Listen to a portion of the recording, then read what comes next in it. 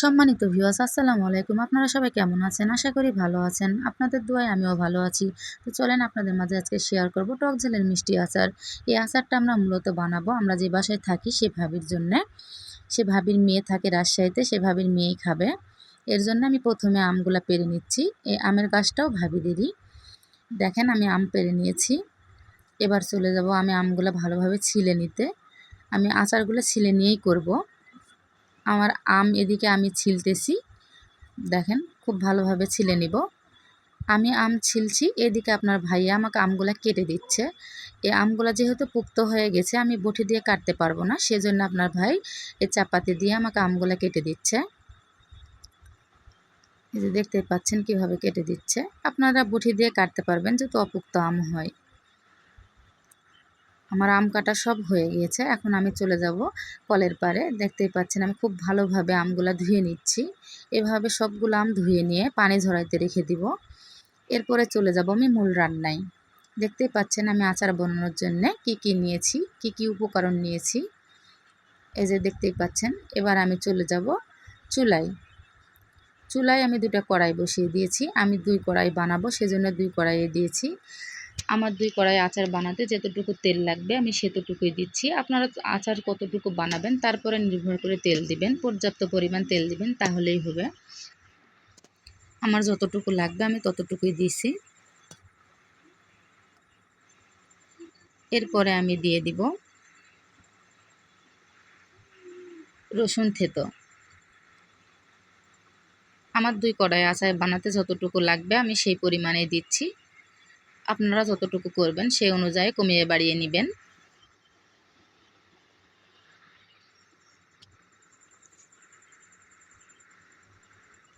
এরপরে আমি দিব একটু আদা থেতো।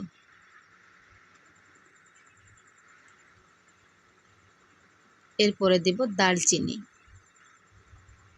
এখানে আছে সাদা এলাচ। এরপরে দিব তেজপাতা। এখন আমি শুকনা ঝাল দিয়ে দিব। এরপরে আমি খুব ভালোভাবে এটাকে নেড়ে নিব যতক্ষণ না লাল হয়ে আসে। এই পর্যায়ে আমি ভালোভাবে নেড়ে নিব।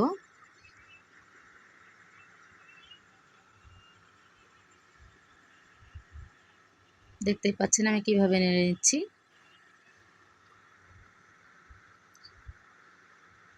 এই পর্যায়ে আমি দিয়ে দিচ্ছি ডাল তেলানি। তারপরে দিয়ে দিব একটু করে সরষা ফোড়ন।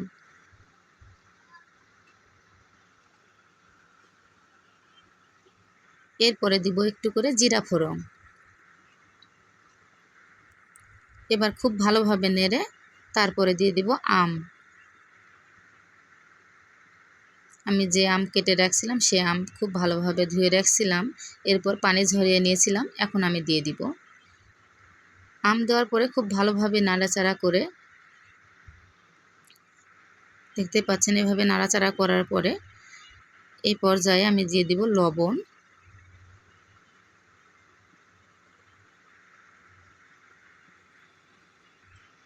গুঁড়া ঝাল। ঝালটা আপনারা যেরকম খাবেন সেরকম দিবেন। যেহেতু এটা আমার ভাবির মেয়ে খাবে সেজন্যে হচ্ছে আমি একটু ঝাল কমিয়ে দিব। এরপরে আমি দিয়ে দিব হলুদ। এ পর্যায়ে ভালোভাবে নাড়াচাড়া করতে হবে।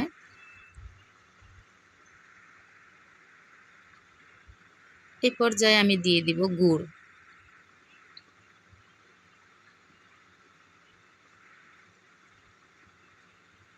আপনাদের আমের অনুযায়ী আপনারা গুড়গুলা দিবেন।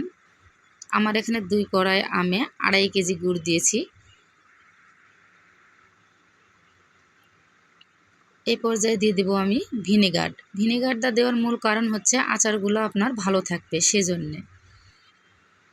আমার আচার প্রায় শেষ। এই পর্যায়ে আমি দিয়ে দিব আমার বানানো, আসলে আমার বানানো নয়, এটা আমার ভাবির বানানো টিপস। এটা এখনও দেওয়া যাবে না, আপনাদেরকে পরে জানিয়ে দিব। এটা হচ্ছে একটা চাটনির মতো উপরে দেওয়ার জন্যে।